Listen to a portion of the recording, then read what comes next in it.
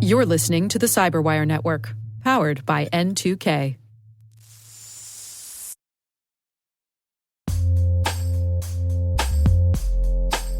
Hey everybody, today I want to highlight a name that all of us know well, and that is our sponsor, Splunk. You need to keep operations humming around the clock, but potential disruptions are everywhere. Splunk helps you predict problems and find and fix issues fast so you can reduce risk and ditch downtime. The world's largest enterprises rely on Splunk's unified security and observability platform to become more efficient, resilient, and innovative. With Splunk, you can react quickly, evolve faster, and be ready for anything. Stay ahead of disruptions. Learn more at splunk.com/resilience. And we thank Splunk for sponsoring our show.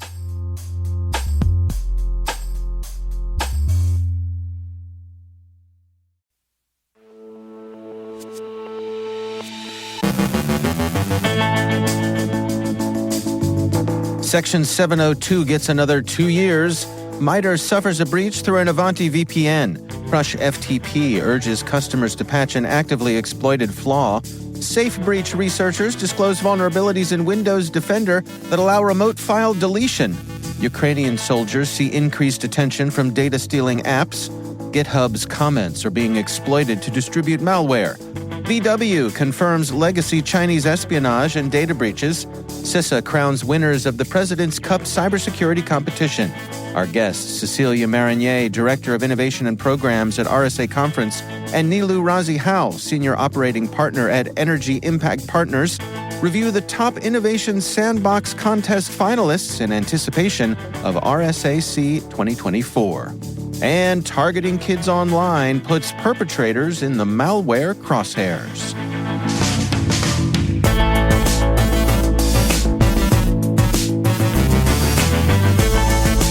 It's Monday, April 22nd, 2024. I'm Dave Bittner, and this is your Cyberwire Intel Briefing.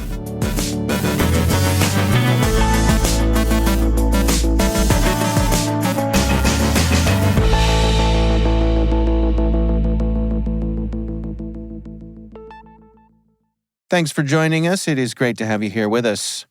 Over the weekend, President Biden signed a bill reauthorizing Section 702 of the Foreign Intelligence Surveillance Act for 2 more years, amid heated debates over the controversial surveillance program. The Senate passed the bill with bipartisan support in a 60-34 vote right before the statute was set to expire. Supporters of Section 702 claim it's been essential for U.S. intelligence since its 2008 inception, aiding in the disruption of terror activities, cyber threats, and foreign espionage by allowing the warrantless collection of foreign communications, albeit sometimes including those of Americans. The reauthorization journey was tumultuous, marked by disagreements between privacy advocates and national security proponents. Despite the looming deadline and potential non-cooperation from major U.S. communication providers, the bill was passed, incorporating reforms to safeguard American privacy and civil liberties, as emphasized by Attorney General Merrick Garland. However, the push for more stringent changes, including a warrant requirement for the FBI to access Americans' communications, faced resistance. Critics argued for amendments to address civil liberty concerns, but these proposals failed to gain sufficient support. The debate highlighted a balancing act between upholding civil liberties and addressing national security needs, with officials warning that warrant requirements could impede rapid response to security threats. Mitre Corporation suffered a breach through 2 zero-day vulnerabilities in Ivanti's Connect Secure VPN devices, leading to the compromise of its VMware network infrastructure. The not-for-profit organization confirmed the breach as orchestrated by a foreign nation-state actor detected through suspicious activity on its research network, NERV. Despite adhering to best practices and government advice for securing Ivanti systems, Mitre failed to notice the attackers' lateral movement into their VMware environment. The attackers conducted reconnaissance, exploited VPNs via Ivanti zero days, moved laterally, hijacked sessions, utilized compromised accounts, and exfiltrated data. Although the core enterprise network appears unaffected, the breach's full scope remains under investigation. Mitre responded by taking down the compromised environment, initiating an inquiry, and issuing advice for defenders, including traffic monitoring, user behavior analysis, network segmentation, and enhanced security measures. The exploit has been previously linked to a Chinese attack group by security firms. CrushFTP has issued an urgent advisory for customers to patch a vulnerability in versions before 11.1 of its software, after discovering an actively exploited flaw that permits attackers to download system files by escaping the virtual file system. CrowdStrike observed this vulnerability being exploited for intelligence gathering, suggesting political motives behind the attacks on U.S. entities. They advise CrushFTP customers to monitor updates from the vendor closely and prioritize patching. This incident underscores the broader trend of file transfer software vulnerabilities being targeted for widespread compromise, as evidenced by past attacks on MoveIt and Fortra Go Anywhere MFT software. At the Black Hat Asia Conference, SafeBreach cybersecurity researchers Tomer Bar and Shmuel Cohen discovered vulnerabilities in Windows Defender that allowed remote file deletion on Windows and Linux servers, risking data loss and system instability. By inducing false positives in security systems, they demonstrated the potential to bypass security controls and delete crucial files without authentication. The researchers developed a Python tool to discover unique byte signatures in endpoint detection and response systems, exploiting these for remote deletions of significant files, including Windows event logs and Microsoft's own detection logs. Despite Microsoft's attempt to fix the vulnerability, SafeBreach found the patch partially effective, leaving some attack vectors open and discovering another vulnerability as a bypass. Microsoft acknowledged the findings, implementing measures to minimize false positives and allowing configurations to quarantine remediation actions by default. Ukraine's Computer Emergency Response Team, CERT-UA, reports a rise in attempts to implant data-stealing malware on messaging apps used by Ukrainian armed forces. This activity, mainly attributed to the hacker group UAC 0184, aims at espionage and has been observed since February. CERT-UA warns soldiers of the heightened risks of online activity, such as sharing photos in military uniform, which could aid attackers in identifying targets for cyber and physical attacks. The group uses a mix of custom and open-source malware, including Hijack Loader and Remcos, a legitimate remote access tool misused for malicious purposes, to infiltrate systems. Other malware types identified include Viato Keylogger, Xworm, Tusk, and SigTop, the latter specifically targeting Signal app data. Despite previous considerations for a secure military app, many Ukrainian soldiers continue using common messaging platforms like Telegram and Signal.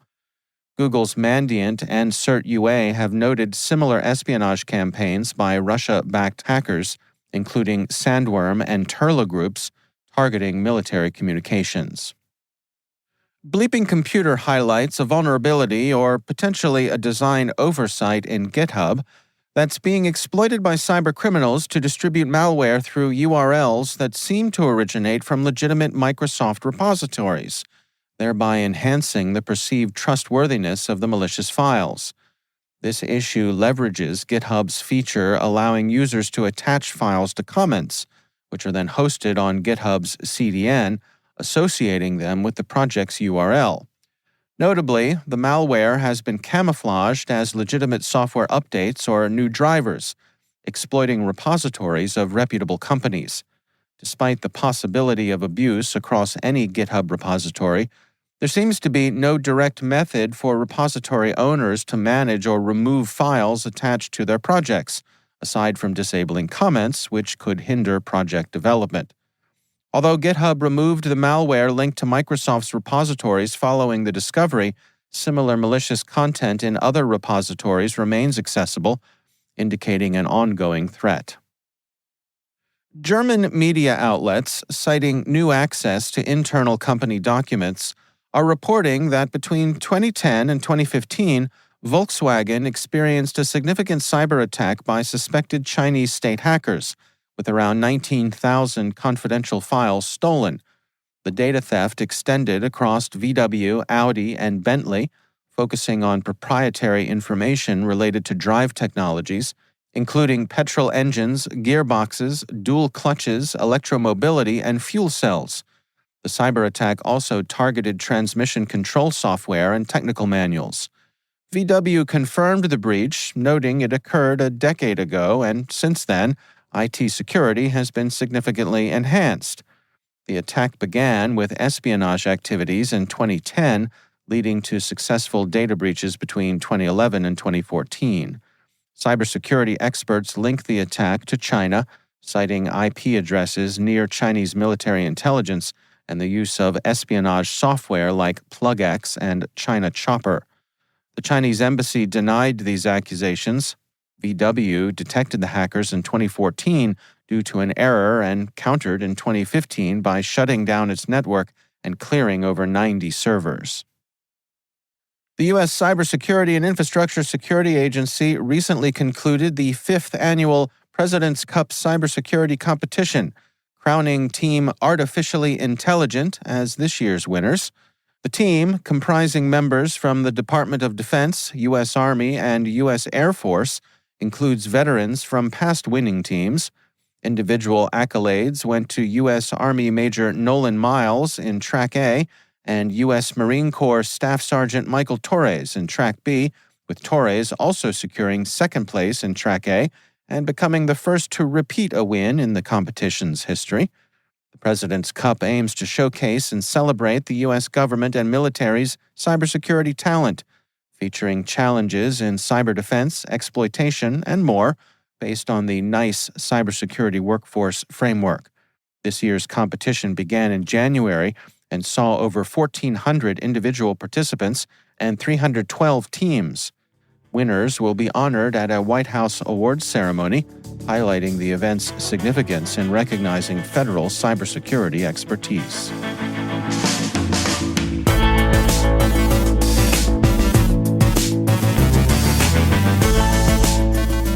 Coming up after the break, a preview of this year's Innovation Sandbox in anticipation of RSAC 2024. Stay with us.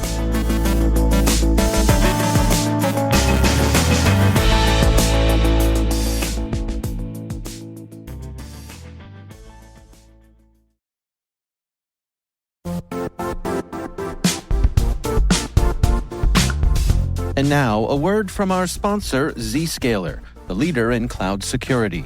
Cyber attackers are using AI in creative ways to compromise users and breach organizations.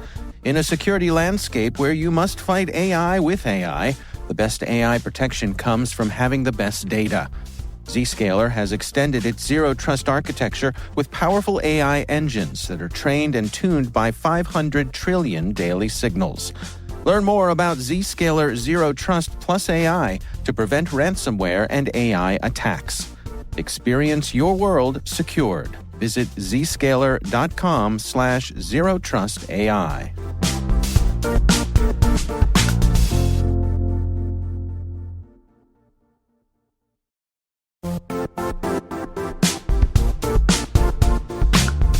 Don't struggle to align your organization's cybersecurity with business risk.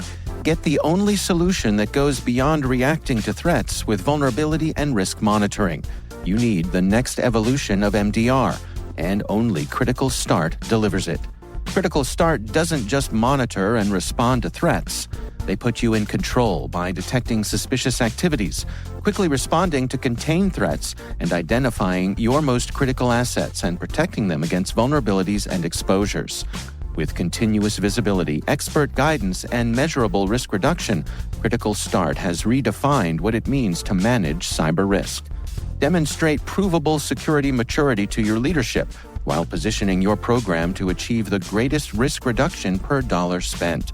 Stop fearing risk and start managing it with Critical Start. Visit criticalstart.com and request a demo today. That's criticalstart.com. CrushFTP.com.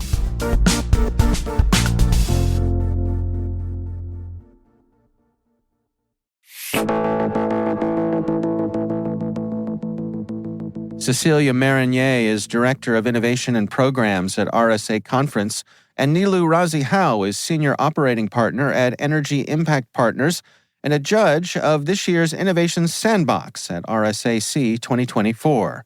Here's my conversation with them in anticipation of this year's competition. So I must admit that talking about the Innovation Sandbox is one of my favorite things that we get to do every year. In fact, it is one of my favorite parts of RSA Conference every year, because I feel as though it's kind of a little window into the future as to what we're heading for here with these hopefuls who are looking to take their place and make their mark on the industry. Cecilia, let me start with you, just in terms of some of the trends that you've been tracking here when it comes to the folks who've been submitting to be part of the Innovation Sandbox.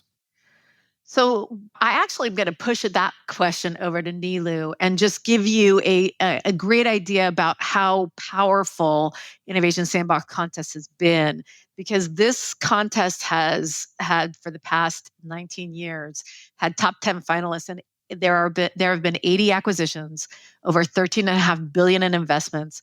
I mean, when we say that it is the leading contest in the industry, it really does help elevate and amplify these really important entrepreneurs. So we're really excited to have somebody, our judging panel, who gets to select amazing companies every year into our top 10. But I'm going to let the judge who actually made those decisions actually talk a little bit more about the trends. Fair enough. Niloo, what have you been seeing here? First of all, let me start by underscoring what you said. For me as well, this is my most favorite thing I do each year, both in terms of reviewing the companies, the incredible submissions, the entrepreneurs, and all the work they put against it, but also the event itself. The energy in the room is incredible. So it's a really exciting time. There were two big trends, I would say, that I noticed this year. The first one is around funding. And what was really interesting to see is that great startup companies continue to receive large rounds of funding, both with respect to seed rounds and A rounds. And given what's been going on in the economy, everyone assumed that there was going to be a retrenchment from an investment perspective. And based on the submissions we saw this year and the number of companies that have successfully raised, I would say the great companies continue to get investments to build and grow and scale. From a tech perspective, what was interesting about this year is that it wasn't about new threat vectors necessarily, but it was about the next generation of security technologies that are solving really important problems in a scalable, agile, and effective way. So a lot of it, of course, is focused on the cloud, and whether it's data, identity, incident response, a lot of it had to do with application of artificial intelligence to solve and scale these security solutions. So that was the big trend. We do continue to see companies focusing on the adversarial side use of AI. So companies in the misinformation, disinformation space, as well as deep fakes. But there weren't as many as I thought there were going to be. So it's really about next generation security technology, next generation applications. Cecilia, what have you all been seeing in terms of the number of applications here and the general interest in this program? It has been very, very consistent, and consistently in a great way. Like, we keep on getting a lot of companies, which gives me a lot of excitement about where our industry is going in general, because it demonstrates that there is still a lot of innovation happening, and these innovators are out there wanting to get in front of the different audiences to showcase how they're actually solving the problems. So numbers are great. I never give out the real number, Dave, but I give out oh my gosh, and poor Niloo knows, because she is part of the crew that had to actually sift through all those companies that submitted. But we did consistently. We are on same as last year, and last year was a blowout year. So. And one thing I would add to that is I always think we've reached the apex in terms of quality of submissions, and every year it gets harder. I mean, the number of quality companies that submitted was fantastic. It was huge, and it makes our job a little bit harder. Niloo, I'm curious. You mentioned earlier that the great companies are still getting the funding. What are the boxes that those companies have to check for the investors to consider them to be a great company?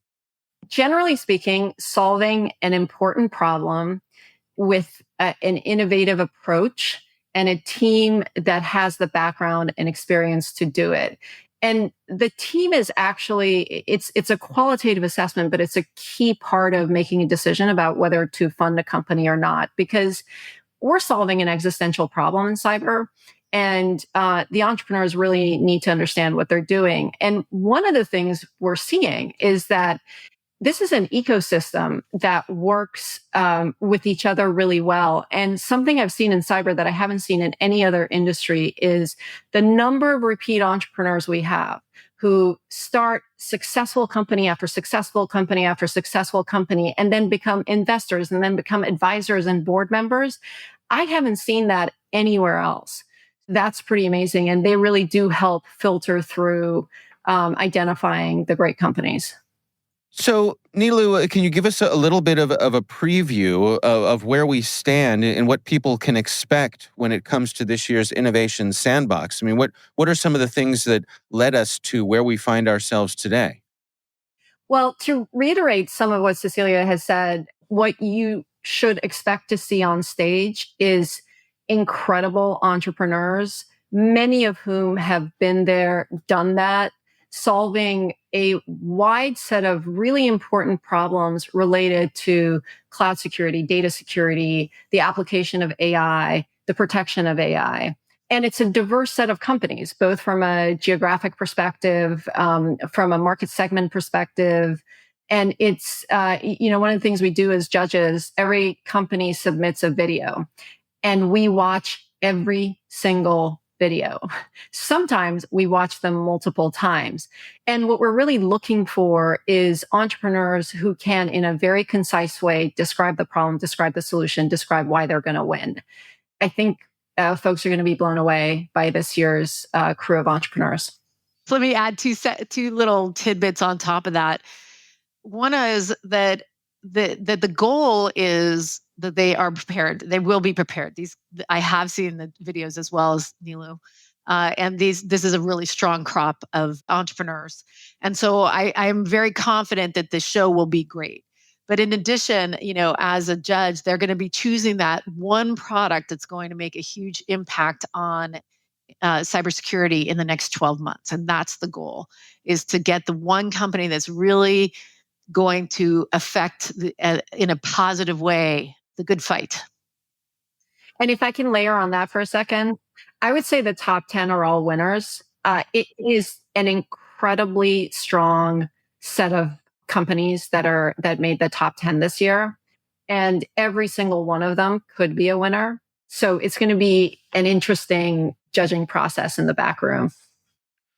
Cecilia, let me give you the last word here. For folks who may be RSA Conference first-timers and they're trying to map out how they're going to spend their time, what can they expect from this particular event? This is one, and we always say this, and Niloo kind of mentioned it. I can promise you that Hugh Thompson, who is our program chair and who actually also MCs the Innovation Sandbox contest, this is one of the favorites for RSA Conference. It is a really fun experience. So it's about an hour and a half of very intense pitching. And there's a buzzer at the end. So each of the top 10 get 3 minutes to pitch in front of these 5 judges that are incredibly important, and a group of like 800 of their peers behind them and others that are sitting in other areas watching. So it's very, very there's a pressure on it. There's a buzzer at the end if you don't make it in 3 minutes. And so it's a fun way to hear about the new innovation coming out in the overall industry. And then what I would say is the judges are there to kind of really help contextualize and also just dig in a little bit deeper so that people can understand what they can't cover in 3 minutes. It's such a short window to give these guys to stand up there on the stage. So and it's fun. It's just in the end, it's just fun. Yeah, it absolutely is. I concur. It is like as I said at the outset, it is a highlight of the event. There's a real palpable energy in the room there, and it's fun. It's also educational and kind of a window of what's yet to come. Cecilia Marinier is Director of Innovation and Programs with RSA Conference, and Niloo Razi Howe is Operating Partner with Capital Meridian Partners and a judge of this year's Innovation Sandbox. Ladies, thank you so much for joining us. Our thanks to Cecilia Marinier from RSA Conference and Niloo Razi Howe from Energy Impact Partners for joining us. If you are headed to RSAC this year, be sure to check out the Innovation Sandbox. It's worth your time.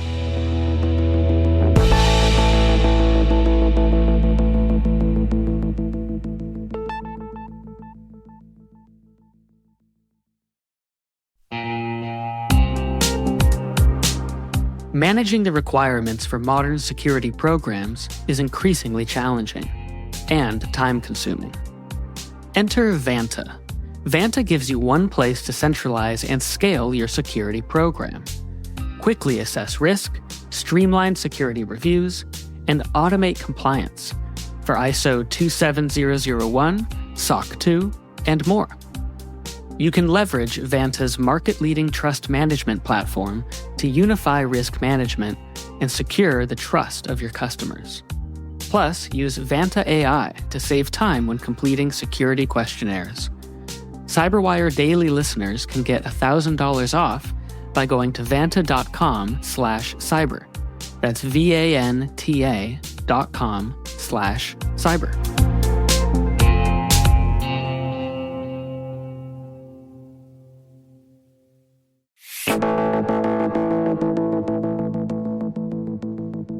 And finally, in an unexpected turn of events within the darker corners of the internet, individuals seeking child exploitation material are finding themselves the targets of a malware campaign that exploits their illicit activities for ransom. Traditionally, sextortion malware posed as government warnings to extort money from users under the guise of illegal CSAM possession. However, a recent discovery by cybersecurity researchers reveals a more targeted approach. A malware known as CryptVPN has emerged, specifically preying on those attempting to access such material through a decoy website masquerading as Usenet Club, a platform purportedly offering uncensored content for a fee. Intrigued by the promise of free access via a downloadable VPN software, victims find themselves in a trap. Upon installation, the malware changes the desktop wallpaper to an extortion message and drops a ransom note demanding $500 in Bitcoin within 10 days, under the threat of exposing the victim's activities. The perpetrator behind CryptVPN cleverly named the software pedo-ransom, signaling a clear intent to target individuals seeking CSAM. Despite the sophisticated setup, the Bitcoin wallet linked to the campaign has seen minimal financial success, suggesting a potential decline in the efficacy of sextortion as a lucrative method for cybercriminals. This shift in tactics reflects a disturbing but intriguing change in the landscape of online exploitation and cybercrime, where even those engaged in unlawful behavior are not immune to becoming victims themselves. If there was an award for most unlikely to elicit sympathy, targets of this malware targeting child exploiters would win, hands down.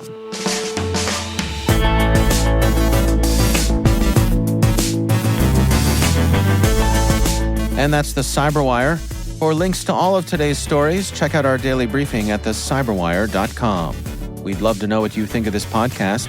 You can email us at cyberwire@n2k.com. N2K Strategic Workforce Intelligence optimizes the value of your biggest investment, your people. We make you smarter about your team while making your team smarter. Learn more at n2k.com. This episode was produced by Liz Stokes. Our mixer is Trey Hester with original music by Elliot Peltzman. Our executive producers are Jennifer Iben and Brandon Karp. Our executive editor is Peter Kilpie, and I'm Dave Bittner. Thanks for listening. We'll see you back here tomorrow.